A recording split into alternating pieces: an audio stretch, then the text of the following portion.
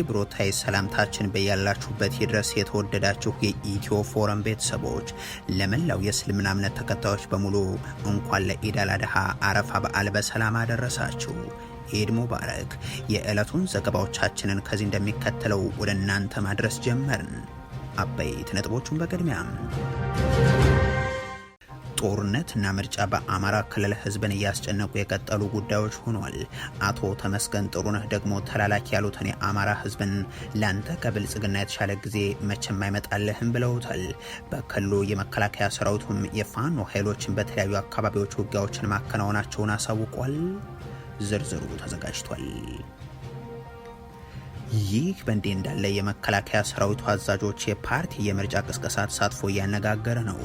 እንደ ካድሬ ነህ የተባሉት ጀነራል አበባው ታደሰም እድገታችንን የማይፈልጉ ጠላቶች የሚል ማብራሪያ አቅርበዋል። በብልጽግናው አገዛዝ ዘመን ውትድርና ከክድርና ተቀላቅለውም ቀጥለዋል። ይህንንም እንመለከታለን። የኦህዴድ ብልጽግና መዋቅር እየበሰበሰና የትዕቢተኞች ስብስብ ነው ሲሉ ጀነራሉ ገለጹ። ፋኖን በመከላከያ ሰራዊት ውስጥ የደህንነት የመረጃ ምንጭ ያለውና ጀነራል መግደል የደረሰበት አደጋን እየፈጠረ ያለ ነው ሲሉም አክለዋል። እንቃኘዋለን። አብይ አህመድ ዳግም መመረጣቸውን አረጋግጧል። የኢትዮጵያ ወደፊት ግን እርግጥ አይደለም ሲል እውቁ መጽሔት ዘ ኢኮኖሚስት ዘግቧል።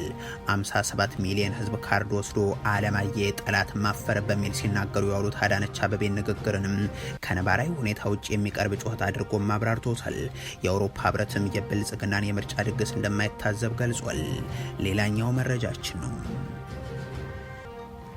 ብልጽግና በአምቦ ከተማ ለልማት አልተነሱም ያላቸውን አባወራ ቤትን በላያቸው ላይ አፍርሶ ልጅን ጨምሮ ሰዎችን ገደለም። የኦህዴድ ብልጽግና ሹማምንት ደግሞ ከንቲባ ቢሮ በኩል ማስጠንቀቂያ ተሰጥቷቸው ነበር የሚል ምላሽ ሰጥቷል። ሰሙታላችሁ። ኢራን የተኩስ አቁም ጥሰት ተፈጽሞበታል ስትል የሀገሪቱ ጦር ደግሞ ዳግም ጦርነት የሚከፈት ከሆነ አጻፋው የከፋ ይሆናል ሲል አስጠንቅቋል። የኢራኑ ጠቅላይ መሪም ባህረ ሰላጤው ከዚህ በኋላ የአሜሪካ የጦር ሰፈር መጠለያ አይሆንም ብለዋል። ይህ በእንዲህ እንዳለ እስራኤል በከፈተችው እርምጃም በአንድ ቀን ከ30 በላይ ሰዎች ተገድለዋል። የተወደዳችሁ የኢትዮ ፎረም ቤተሰቦች አብራችሁን ስትቆዩ እነዚህን እና ሌሎችን መረጃዎችን ታደምጣላችሁ። ሰናይ ቆይታ ይሆንላችሁ። ጦርነትና ምርጫ በአማራ ክልል ህዝብን እያስጨነቁ የቀጠሉ ጉዳዮች ሆኗል። አቶ ተመስገን ጥሩነህ ደግሞ ተላላኪ ያሉትን የአማራን ህዝብ ላንተ ከብልጽግና የተሻለ ጊዜ መቼም አይመጣልህም ብለውታል። በክልሉ የመከላከያ ሰራዊቱም የፋኖ ኃይሎችን በተለያዩ አካባቢዎች ውጊያዎችን ማድረጋቸውንም አሳውቋል። አቶ ተመስገን ጥሩነህ እንዴት ለገዳዩ ይላላካል ብለው ከወራት በፊት የስድብ ንግግር ያደረጉት አንድን ቡድን አሊያም ግለሰብን በተመለከተ አልነበረም። በቀጥታ የአማራ ህዝብን ተላላኪ ሲሉ ተደምጠው ነበር እንጂ አማራ በታሪኩ ባንዳዎች ሊኖሩ ይችላሉ። በዚህ ልክ ግን ተላላኪ ሲሆን አይቻውናል። የራሱን ህዝብ የበደለ ትናንትና እንዲህ ስለበደለኝ መዋጋት አለብኝ ብሎ በነቂስ የወጣ ህዝብ ዛሬ ለዚያ ትናንት ለበደለው አካል መላላክ እጅግ ነውር ነው። እኛ በባህላችንም በሃይማኖታችንም እነሆ ከወራት በኋላ አሁን ደግሞ በውድም በግድም ለድጋፍ በባህር ዳር የጠሩትን ይህንን ህዝብ ከአማራ ስነ ልቦና ጋር የሚሄደው ብልጽግና ነው ሲሉ ተሰምቷል። የኦህዴድ ብልጽግናዎቹን በቀደመው ስርዓት የተጀመሩትን የባህር ዳር ስቴዲየምና ድልድይን ጨምሮም ሌሎችንም እያነሱ ብልጽግና ይህንን ክልል የልማትና የእድገት አደረገው ሲሉም ተደምጧል። እነ ሽመልስ አብዲሳ ከንግግር ሜኗቸው ያወጡትን አሰብ እንገባለን ንግግርን እንደ አዲስ መቀስቀሻ በየመድረኩ የሚያቀርቡት የአማራ ክልል ተላላኪዎቻቸው ውስጥ አንዱ የሆኑት አቶ ተመስገን ባንዳዎች የጫኑብንን ባህር የሌለውን ሀገር አንቀበልም እናስመልሳለን ሲሉም ነው የተሰሙት። ከዛም ለአማራ ብልጽግና የተሻለ አልመጣም የተሻለም አይመጣም ብለው አብዛኛው በተለያዩ ምክንያቶች ተገዶም ከፊሉ ወዶ የተወሰነው በተቃዋሚዎች ያልተደራጀ ቁመና ተስፋ ቆርጦ ለተገኘ ታዳሚ ሲነግሩትም ተደምጠዋል። ለአማራ ክልል ህዝብ ከብልጽግና ዘመን የተሻለ ዘመን አይመጣም። ስለ አማራ ህዝብ ለዘመናት ሲነዛ የነበረውን የተሳሳተ ትርክት እያረመ ያለውና ያረመው ብልጽግና ነው። የአማራ ህዝብ እሴቶች ከፍ ያደረገው ብልጽግና ነው። አይመጣለትም ወይስ አይመጣበትም የሚለው መከራከሪያ እንዳለ ሆኖ ከሰሞኑ በብልጽግና ሰዎች በተለይም በአማራ ክልል አመጣንለት በሚል የሚቀርበው ንግግር ግን ራሳቸውን ተናጋሪዎችንም ከመድረኩ ጀርባ ፈገግ ማስባሉ የሚቀር አይመስልም።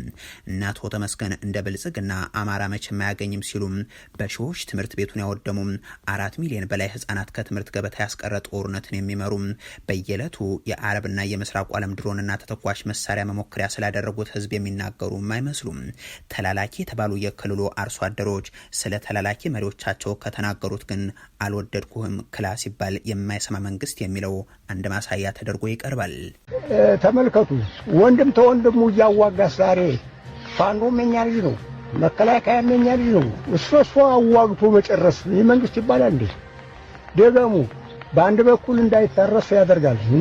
ልንዘራ ዘርና በሬ ጠምደን ስንቀርብ አባሮ የሚሰድ መንግስት ምን አይነት መንግስት ነው? መንግስትማ የመንግስትማ የሰው ጠጉር እንደቆጥሮ ይጨርሳል። እሱ የሚያመጣው በህዝብ ላይ በደል ኢትዮጵያ ነጣጥሎ ብሔር ከብሔር የሚያዋጋ የሚያጋድል መንግስት ከምን ነው የሚፈጠ? እንደዚህ ፍትህ አላመጣ ሲል ጥያቄ አልመለስ ሲል ህዝብ ደግሞ ጥያቄ አልመለስም ብሎ ሲጣላ እንኳን ማያውቅ መንግስት ነው። ጥያቄ የማይመልስ ፍትህ የማይሰጥ መንግስት ምን መንግስት ነው? ስለዚህ ነው ህዝቡም ህጉ ብሎ የተነሳ በሱ ምክንያት ክላልን አንወድህም ሲባል እንኳን ማያውቅ። ለእንዲህ ያሉ አርሶ አደሮች የሚሆን አግሮ ኢንዱስትሪን ዘግተው የገበያ ትስስር የሚፈጥርባቸውን አውራ መንገዶቹንም ለዓመታት ዘግተው ጥቂት ፋብሪካዎችን አክስመው ሪዞርትና የብስክሌት መንገድ ግን ሰርተው ቀለም ባስቀቧቸው የጥንት ቅርሶች ፊት ፎቶ የሚነሱት ባለስልጣናት ለዚህ ህዝብ የከፈቱለት ትልቁ ፕሮጀክታቸውም ጦርነት ነው። መከላከያውም የፋኖ ኃይሎችም በየከተማው ብልጽግና ሰላም ነው በሚልበት ተመሳሳይ ዕለት ያወጡት ሪፖርትም ለዚህ ማሳያ ይሆናል። የጀነራል ብርሃኑ ጥላሁኑ ስድስተኛ እዝ በሸዋ ጎጃምና ወሎ ቀጠና ውጊያ ማድረጉን ያሰራጨበት ሪፖርትም ይነሳል። በወሎ ወግዲ ቀጠና አመራሮችን ሊገድሉ የነበሩም በኦሮሚያ ክልል ደራ ቀጠና እንደዚሁም በጎጃም ጀብሰን በተባሉ አካባቢዎች ነው ደመሰስኩ የሚል የእርስ በርስ ጦርነት ሪፖርቱን ያወጣው። የፋኖ ኃይሎች በበኩላቸው በጎጃም ሞጣ በሚሊሻ አባላት ካምፕ ላይ የቦምብ ጥቃት መድረሱን፣ በሸዋሮቢት አቅራቢያ የለን ተብሎ በሚጠራ ስፍራ በተመሳሳይ ለዘመቻ የወጣ የመንግስት ኃይል ጋር ውጊያ መካሄዱን፣ በወሎ ቀጠና መርሳ ዙሪያ የከባድ መሳሪያ ልውውጥ መከናወኑን አሳውቋል። ጦርነትን ይሳተፍ ዘንድ የምርጫ ቅስቀሳን የሚታደም ዘንድ የተገደደው የክልሉ ህዝብ በሁለት ሁነቶች ባገዛዙ እየተጨነቀም ቀጥሏል። ይህ በእንዲህ እንዳለ የመከላከያ ሰራዊቱ አዛዦች የፓርቲ የምርጫ ቅስቀሳ ተሳትፎ እያነጋገረ ነው። እንደ ካድሬ ነህ የተባሉት ጀነራል አበባው ታደሰ እድገታችንን የማይፈልጉ ጠላቶች የሚል ማብራሪያን አቅርቧል። በብልጽግናው አገዛዝ ዘመን ውትድርናና ክድርና ተቀላቅለውም ቀጥሏል። የካድሬዎች የንግግር ቃላት የጦርነት ከሆኑ ውለው አድረዋል። ራሳቸው የብልጽግናው ፕሬዝደንት አብይ አህመድ ትናንት ሆስፒታል ተገኝተው ስለ ህመም እያወሩ ምሳሌያቸው ትጥቅ፣ ጦር መሳሪያ፣ ጦርነት የሚል ነበር። በሽታ ልክ እንደ ጦር ሰራዊት ውጊያ ይፈልጋል። ያ ውጊያ ደግሞ ትጥቅ ይፈልጋል። ትጥቁ ምግብ ነው። በተመሳሳይ በበርካታ የወንጀል ድርጊቶች ውስጥ እየተሳተፉ እንደሆነ ሪፖርት የሚቀርብባቸው የዘመኑ ወታደራዊ አዛዦችም ከሰሞኑ በየስፍራው ከሰራዊቱ የሚሰማው ተቃውሞ፣ በአውደ ውጊያ ከሰሞኑ የተገደሉ ጀነራልና ሌሎችም ጓዶቻቸው ጉዳይ ላይ ጆሮ ዳባ ልበስ ብለው የፓርቲ ስራ ተሳትፎ ላይ ናቸው። ትናንት በባህር ዳር የብልጽግና የምርጫ ቅስቀሳ ላይ የተገኙት ሌትናንት ጀነራል መሐመድ ተሰማም ተመስገን ጥሩነህ ብልጽግና ብቸኛው ፓርቲያችን ነው ሲሉ እሳቸውም ልክ ነው እያሉ በጭብጨባ ያጅቧቸው ነበር። ከቀናት በፊትም ጀነራል አበባው ታደሰ ባህር ዳር ላይ አንተ እንደ ካድሬም ነው እያገለገልከን ያለው የሚል ውዳሴ ሲቀርብላቸው ታይተው ነበር። ከጎናችን ቆመው አይዟችሁ ብለው ክልሉን እንደ አዲስ በማዋቀር ሂደት ላይ እንደ ካድሬም ሆነው ሰርተው ለዛሬ አንጻራዊ ሰላም ላበቁን እንቁ ጀነራሎቻችን ፊታችን ላይ አብረው የዚህ በዓል ተሳታፊ ስለሆኑ ጀነራል አበባው እድገታችንን የማይፈልጉ ጠላቶች ናቸው ይህንን የሚሉት ታሪካዊ ጠላቶቻችን ባህርም ግድብም እንዳይኖር ነው ይህንን ንግግር የሚያደርጉት የሚል ማብራሪያን ሁርሶ ላይ ትናንት ሲያቀርቡ ግን ተሰምቷል። ብልጽግና ለዓለም በህዝብ ተመረጥኩኝ እዩኝ የምርጫ ድግሱን የሚመራው መሳሪያ በደገኑ ወታደራዊ አዛዦች አማካኝነትም ሆኗል። አገዛዙ አሁን በትግራይ ሙሉ ቁጥጥር የሌለው ሲሆን የአማራ ክልልን ደግሞ በጀነራል አበባው ታደሰ በሚመራ ኮማንድ ፖስት ለመግዛት ውጊያ ከጀመረ 3 ዓመታት እየተቆጠሩ ነው። ጋምቤላ ክልል በሜጀር ጀነራል ሙላት ጀልዱ በሚመራ ኮማንድ ፖስት ስር እንደሆነ ይታወቃል። የቤንሻንጉል ጉሙዝና ኦሮሚያ ክልል በርካታ ስፍራዎች በተመሳሳይ ጦሩ ፖለቲካ የመከላከያ ኃላፊነት ጭምር የወሰደባቸው ናቸው። በዚህ ላይ ደግሞ እንደ ሌተናንት ጀነራል ሹማ አብደታ ያሉ ወታደራዊ አዛዦች ለብልጽግና ሞታለሁ የሚል ንግግር ሲያደርጉ ይሰማሉ። በአማራ ክልል ባለፉት ዓመታት በርዕሰ መዲኗ ባህር ዳር ጭምር ከክፍለ ከተማ ኃላፊዎች ትይዩ ወታደራዊ አዛዦች ጭምር ሲሾሙ መቆየታቸውም የሚታወስ ነው። እናቶ ተመስገን ጥሩነህ እነ ጀነራል አበባው ታደሰን ፊት ለፊት አስቀምጠው እናንተ ካድሬም ናችሁ ሲሉም እነ ሌተናንት ጀነራል መሐመድ ተሰማም ብልጽግና ብቸኛው ፓርቲ ነው ሲሉ ጭብጨባ ሲያጅቧቸው፣ ሌተናንት ጀነራል ሀጫሉ ሸለመ ግን ይህ ሐሜት ነው፣ እኛ የፖለቲካ ወገንተኝነት የለንም በሚል ሲናገሩ የተሰሙትም ከቀናት በፊት ነበር።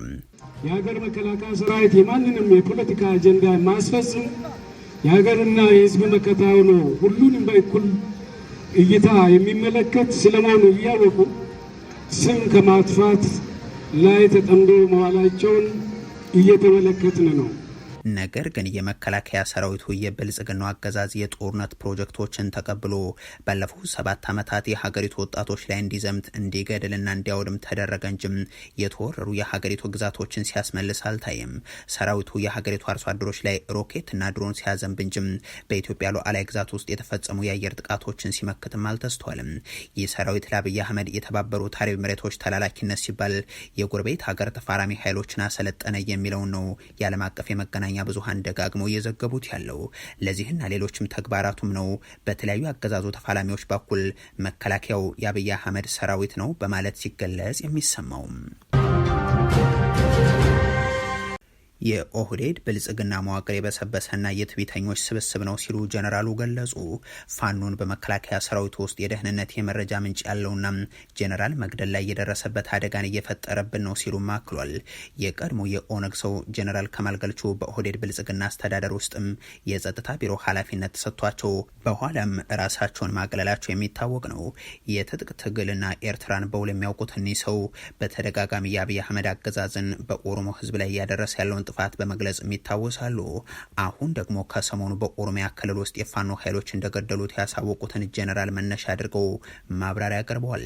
ጀነራሉ የፋኖ ኃይሎችን ጀነራልን ጨምሮ ኮሎኔሎችና የመንግስት ወታደሮችን መግደላቸውን እንደዚሁም ወታደራዊ ንብረቶችን ማውደማቸውን በሰፊው እየገለጹ ይገኛሉ ይሉና ተአምር ነው በማለት ይጀምራሉ። ከሁሉም በላይ ደግሞ አንድም ይህ የሆነው ወለጋ ውስጥ መሆኑ፣ ሁለትም እንዲህ ያለ እርምጃ በደፈጣ ተዋጊ ኃይል ሊወሰድ የሚችለው በመንግስት ጦር ውስጥ አስተማማኝ የደህንነት መረጃ ምንጭ ካለው ብቻ መሆኑን ጭምር ነው ባይ ናቸው። ዛሬ ህወሓትና የኤርትራው መንግስት እንኳን አደረሳችሁ እየተባባሉ ነው። ጥምረቶችም ከግለሰብ ደረጃ አልፈው በይፋ የሚነገሩበት ደረጃ ላይ ደርሰውብናል እያሉ ስጋታቸውን ይቀጥላሉ። ማሳይ አድርገው በቅርቡ በሱዳን የተከናወነውን የጽምዶን ስብሰባም አንስተው በአፍሪካ ቀንድ ጥምረቱ እየተስፋፋብን ነው ሲሉም አንስተዋል። ራሳቸውን ኦህዴድ ብልጽግና ውስጥ ይከቱና የእኛ መንግስት ግን ጎረቤት ሀገር ይቅርና ስሙ እየጠፋ ያለው የኦሮሞ ማህበረሰብ ጋር ተጣልቷል ብለውም ውርደት እየመጣ ነው ሲሉ ያስጠነቅቃሉ። የህወሓትን የትግራይ አስተዳደርን መቆጣጠርን ጠቅሰው የኤርትራ ጦርንም እስከ አማራ ክልልና አልፎም ኦሮሚያ ክልል ላለመግባቱ ማረጋገጫ የለም ብለው የኛው የሚሉት ኦህዴዳቸውን ግን የበሰበሰ በሚል ስድብ ይገልጹታል። የመንግስት መዋቅር ውስጡ በሙስናና በቡድንተኝነት የበሰበሰ ነው። ከትዕቢት በቀር ሌላ ሀሳብ መስማት በእነሱ ዘንድ ነውር ነው። ምክርና ትችትን እንደ ስለታም መሳሪያ ይፈሩታል። ይህ ደግሞ ወደ ገደል ይከታል እንጂ ከጥፋት አያድንም። ሁሉንም ነገር በኃይል ለማፈንና ዝም ለማሰኘት ትሰራላችሁ። እንደ ህዝብ በእጃችን ላይ ያለው እድል ከዚህ በላይ ባለው ጉዳት አደጋ ላይ ሲወድቅ ማየት እጅግ የሚቆጭና የሚያም ነገር ነው በማለትም ያስከትላሉ። የሀገር ውስጥ በተለይም የሰሜን ቀጠና ኃይሎች ትብብር አሰጋኝ የሚሉት ጀነራል ከማል ገልቹ የአብይ አህመድ የጎረቤት ሀገራት ግንኙነትን ይወርፋሉ። የሱዳን መንግስት የኢትዮጵያን ድሮን መጥቶ ጣልኩ ካለ ገና 4 ቀን አልሞላውም። የሶማሊያ መንግስት እንደተቀየመ ነው። ጅቡቲ የኛን ችግር የምትጠቀም ሀገር ናት። ደቡብ ሱዳን አብዛኛውን መሬታችንን እንደያዘች ናት። ኬንያ ከጥንትም የተቋሚዎች መቀመጫ ናት። ኤርትራ በግልጽ የወጣች ጠላት ናት። ግብጽ ከነዚህ ኃይሎች በስተጀርባ በመሆን ወታደሮቿን ሶማሊያ ማስገባቷን ሁሉም ያውቃል። አሁን እኛ ከየትኛው ጎረቤት ጋር ነው በሰላም ወጥተን የምንገባው የሚል ጥያቄ የሚያስከትላሉ። ጠቅላይ ሚኒስትር አብይ አህመድ ወደ መሪነት ከመምጣታቸው በፊት ለኦነግ አመራሮች በአስመራና ካይሮ ገንዘብ ይልኩ እንደነበር በቅርቡ መስክረው የነበሩት እኒህ ጀነራል ከወደ ብልጽግና እስካሁን የተሰጣቸው ምላሽ ባይኖርም አብይ አህመድ ዳግም መመረጣቸውን አረጋግጧል። የኢትዮጵያ ወደፊት ግን እርግጥ አይደለም ሲል እውቁ መጽሔት ዘ ኢኮኖሚስት ዘግቧል። 57 ሚሊዮን ህዝብ ካርድ ወስዶ አለማየ ጠላት አፈረ በሚል ሲናገሩ የዋሉት አዳነች አቤቤ ንግግርም ከነባራዊ ሁኔታ ውጭ የሚቀርብ ጩኸት አድርጎ አብራርቶታል።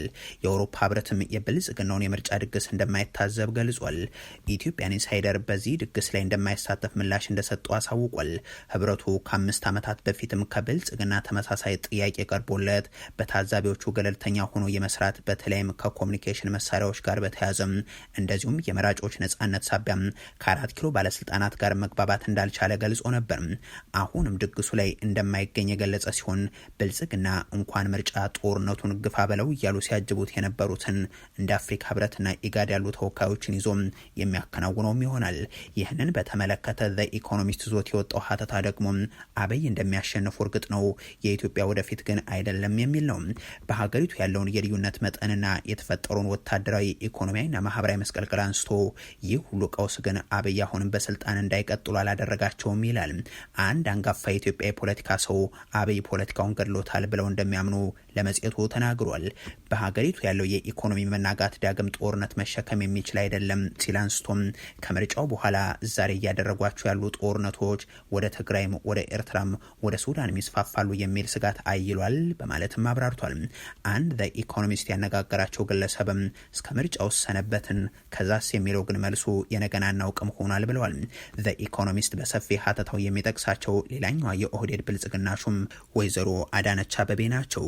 እኒህ የአዲስ አበባ ከተማ ከንቲባ ከሳምንታት በፊት አሁን ስንዴ ከውጭ ማስገባት አቁመናል፣ ሀገሩ ጥጋብ ሆናል እያሉ ሲናገሩ መሰማታቸውን አስታውሶ እንዲህ ያለ ከእውነታ የራቀ ንግግር በአብይ አህመድ ዙሪያ ባሉ ሰዎች ዘንድ የተለመደ ነው ይላል። የዓለም የምግብ ፕሮግራም እጅግ አጣዳፊ የምግብ እጥረት አለባቸው ያላቸው 7 ሚሊዮን ኢትዮጵያውያንን ጨምሮ በበርካታ ሚሊዮኖች የሚቆጠሩ ኢትዮጵያውያን ድጋፍ የሚሹ ቢሆንም የሀገሪቱ ባለስልጣናት ግን ቁጥሮችን ትልልቅ አድርገው ያቀርባሉ ሲልም ያነሳል። በእርግጥ ወይዘሮ አዳነች አቤቤ እነዚህ ሹማምንትም ድፍረት ነውር የሆኑ ቁጥሮቻቸውን እያቀረቡ ቀጥሏል። ትናንትም ዓለም መሰከረ፣ 57 ሚሊዮን ህዝብ ካርድ ወሰደ ወዘተ እያሉ ሲናገሩ ነበርና እነሆ በመላ ኢትዮጵያ 57 ሚሊዮን መራጮች ተመዝግበው ጠላትን አሳፍረዋልና በየሳምንቱ እየጠሩት በሴፍትኔትና በድር በማህበርና መንደር በአበልና ቅስቀሳም የሚያስወጡትን ህዝብ ጠግባሃል፣ ተሻገረሃል ወዘተ እያሉ የሚናገሩት እነዚህ ባለስልጣናት እንዳሁኑ በግዴታም በውዴታ ግዴታ መንገድም ደግፈን ከማለታቸው ከዓመታት በፊት ገና ወደ ስልጣን ሲመጡ ቢያንስ ሳይገድሉኝ ይመሩኛል በሚል ተስፋም ሳይጠሩት አበልም ሳይከፍሉት በሚሊዮኖች ወደ አደባባይ ወጥቶም በአዲስ አበባ ቦምብም ቀልቦ በክልል ከተሞች ሰንደቅ ዓላማ ዘርግቶ አውለብልቦ ይሰለፍላቸው እንደነበር የሚዘነጋ አይሆንም። ብልጽግና በአምቦ ከተማ ለልማት አልተነሱም ያላቸውን አባወራ ቤትን በላያቸው ላይ አፍርሶ ልጅን ጨምሮ ሰዎችን ገደልም። የኦህዴድ ብልጽግና ሹማምንት በከንቲባ ቢሮ በኩል ማስጠንቀቂያ ተሰጧቸው ነበር ብለዋል። በኦሮሚያ ክልል አምቦ ከተማ ባለፈው ሳምንት መጨረሻ ለልማት በሚል በፈረሳ ሂደት ላይ የነበረ ቤት ባደረሰው አደጋ የ2 ሰዎች ህይወት ማለፉና በ3 ነዋሪዎች ላይ ደግሞ የአካል ጉዳት ማድረሱን ተከትሎ ጉዳዩ መነጋገሪያ ሆኖ ሰንብቷል። በአደጋው የ9 ዓመት ውድ ልጅን አጣሁ የሚሉት የሟች አባት ሻለቃ አዴ ታደሱ ለቢቢሲ እንደተናገሩት አደጋው የደረሰው ለአመታት የኖሩበት ቤታቸው እላያቸው ላይ እንዲፈርስ በመደረጉ ነው። የቀድሞ የኦሮሚያ ፖሊስ አባል እንደነበሩና አሁን በጡረታ ላይ እንዳሉ የሚናገሩት አባት አንድ ልጃቸውን በሞት ሲነጠቁ ሌላ ልጃቸው ላይ ደግሞ ጉዳት መድረሱንም ለጣቢያው አስረድቷል። ፖሊሶች ጠቅላላ ፖሊሶች መጥቶ እኮ ነው መሳሪያ ይዞ ዙሪያውን ከበው እኮ ነው እና ሚሊሻ የተለያየ ሚሊሻ ልጄ እቃ እያወጣች ነበር፣ ከኔ ጋር እየዞረች ነበር። ሁሉም ቤተሰብ ትንሽ ታናሽ እንኳን የሟቿ ታናሽ እንኳን እንዳቅሟ እቃ እያወጣች ነበረ። ብሎኬት እኮ ነው ግንድ እኮ ነው የወደቅባቸው። እኔ በጣም ነው ያዘንኩት። ልጄን ነው አይዞን ሻለቃ በሰዎች አስከሬን ላይ ህንፃን የሚያቆመው የብልጽግናው መንግስት የአካባቢው ባለስልጣናት ከ3 ቀናት በፊት ጠዋት አካባቢ የላኳቸው የከተማ ፖሊሶችና አፍራሽ የከተማ ቡድን አባላት ጣሪያው ላይ ወጡ የሚሉት አባወራው እኛ ንብረታችንንም ሳናወጣ ልጆቻችንን ሳናወጣ ወይንም ደግሞ ሳይነግሩን ውጡ ሳይሉ እቃችሁን ማውጡ እናፈርሳለን ሳይሉ ንብረታችን እያለም ከከተማ አስተዳደር በቀን ሰራተኝነት የሚሰሩ 2 ሰዎች በማሽን ጣሪያ ላይ ካስወጧቸው በኋላ ቆርቆሮ እየነቀሉ መሬት ላይ ይወረውሩ ጀመር። እኛ ደግሞ ንብረታችንን ማውጣት ጀመርን። ልጆች ጎረቤት ሁሉ ሳይቀር ንብረታችንን እያወጡ ነበር። ልጄና ልትረዳን የመጣች አንዲት እናት ወዲያው ተደርምሶባቸው ሞቱ፣ ሌሎች ደግሞ ተጎዱ ሲሉም ተናግሯል። በአንድ ቀን ልጄን አጥቼ ቤቴም ተነዶብኝ ህይወት ተደፍቶብኛል በማለትም ነው የሚገልጹት። 120 የተሰኘ ወንበዴ ቡድን ብቻ ሳይሆን አፍራሽ ቡድንም ያላቸው የኦህዴድ ብልጽግና የከተማ ሹማምንት ውስጥ አንዱ የከተማ የኢንቨስትመንት ቢሮ ኃላፊ አቶ ጀፈራ ጫልሲሳ ደግሞ ቤታቸውን ቀድመው የለቀቁ አባወራዎች ነበሩ፣ ያለቀቁም ነበሩ። እንዲለቁ ከከንቲባው ቢሮ በኩል ማስጠንቀቂያ ተሰጥቷቸው ነበር የሚል ምላሽ አቅርቧል። ኢራን የተኩስ አቁም ጥሰት ተፈጽሞበታል ስትል የሀገሪቱ ጦር ደግሞ ዳግም ጦርነት የሚከፈት ከሆነ አጻፋው የከፋ ነው ሲል አስጠንቅቋል። የኢራኑ ጠቅላይ መሪ ደግሞ የባህረ ሰላጤው ከዚህ በኋላ የአሜሪካ የጦር ሰፈር መጠለያ አይሆንም ሲሉ ገልጿል። ይህ በእንዲህ እንዳለ እስራኤል በከፈተችው እርምጃ በአንድ ቀን ከ30 በላይ ሰዎች መገደላቸው ተሰምቷል። የኢራን የጦር ኃይሎች ከፍተኛ ቃል አቀባይ እንደሚናገሩት ከሆነም አሜሪካና እስራኤል በድጋሚ በሀገሪቱ ላይ የሚፈጽሙትን ድብደባ የሚጀምሩ ከሆነም ኢራን እጅግ የከፋና ጠንካራ የአጸፋ እርምጃን ትወስዳለች ሲሉ አስጠንቅቀዋል። ወደ ሌላ ዙር ጦርነት የሚገባ ከሆነ የኢራን ምላሽ ከቀጠናው ድንበሮችም ይሻገራል፣ የከፋም ይሆናል በማለትም ነው የሀገሪቱን አቋም ያብራሩት። አስቀድሞ የኢራን መንግስት አሜሪካ የተኩስ አቁሙን ጥሳለች ሲል ከሶ ነበር። የኢራን የውጭ ጉዳይ ሚኒስትር ይህን ያለው አሜሪካ በደቡባዊ ኢራን ሆርሙዝ ጋን አውራጃ ጥቃት መፈጽሟን ተከትሎ ነው። እንደ ውጭ ጉዳይ መስሪያ ቤቱ ከሆነም አሜሪካ ለዚህ ጠባጫሪና ተቀባይነት ለሌለው ድርጊቷ ተጠያቂ ትሆናለች። አሜሪካ ጥቃት የፈጸመችበት የሆርሙዝ ጋን ክልል ከሆርሙዝ ወሽመጥ ጋር የሚዋሰን ነው። የአሜሪካ ጦርም በደቡባዊ ኢራን የሚገኙ የሚሳኤል ማከማቻዎችና ፈንጂ የሚጥሉ ጀልባዎችን ኢላማ በማድረግ አዲስ ዙር ጥቃት መክፈቱን አሳውቆ ነበር። ይህ በእንዲህ እንዳለ የኢራኑ ጠቅላይ መሪ ሞጅተባ ሆሜኒም ለኢድ አል-አድሃ በዓል ባስተላለፉት መልእክት እስራኤልን አደገኛ በማለት ከዚህ በኋላ የፋርስ ባህረ ሰላጤ አካባቢም የአሜሪካ ጦር ሰፈሮች መቀመጫ አይሆኑም ሲሉ ገልጿል። ጠቅላይ መሪው በጽሁፍ ባስተላለፉትና በመንግስት ቴሌቪዥን በተነበበው መልእክታቸው ላይ እስራኤልን በቀጠናው አደገኛና ገዳይ ህመም በማለት መወገድ ይገባታል ሲሉ መግለጻቸውን ታስኒም ዘግቧል። ሞጅተባ የአባታቸው መገደልን ተከትሎ የጠቅላይ መሪነቱ ስልጣን ከተረከቡ በኋላ እስካሁን ድረስ ለህዝብ በይፋ ያልታዩ ሲሆን መልእክታቸውን በጽሁፍ ሲያስተላልፉ ቆይተዋል። በሌላ በኩል የእስራኤሉ ጠቅላይ ሚኒስትር ባዘዙት መሰረት በሊባኖስ እስራኤል እየፈጸመች ያለው ጥቃት ተጠናክሮ ቀጥሏል። ይህንን ተከትሎም በአንድ ቀን ውስጥ ከ30 በላይ ሰዎች በደቡባዊ ሊባኖስ መገደላቸው ታውቋል። የእስራኤል ጦር ከ100 በላይ የሄዝቦላህ የመሰረተ ልማቶችንና ተዋጊዎች ላይ የአየር ድብደባ መፈጸሙንም ገልጿል። በሚያዝያው ወር አጋማሽ ላይ በእስራኤልና ሊባኖስ መካከል በአሜሪካ አደራዳሪነት ተኩስ አቁም ተደርሶ ነበር። እንዲያም ሆኖ አሁን የአሸባሪዎች እንቅስቃሴ እየታየ ነው በምትለው በዚሁ ቀጠና እስራኤል የአየር ድብደባን እየፈጸመች ትገኛለች። የተወደዳችሁ የኢትዮ ፎረም ቤተሰቦች ለዛሬ ያሉን መረጃዎች ይህንን ይመስሉ ነበር። አበቃን። ቸር ያሰማን።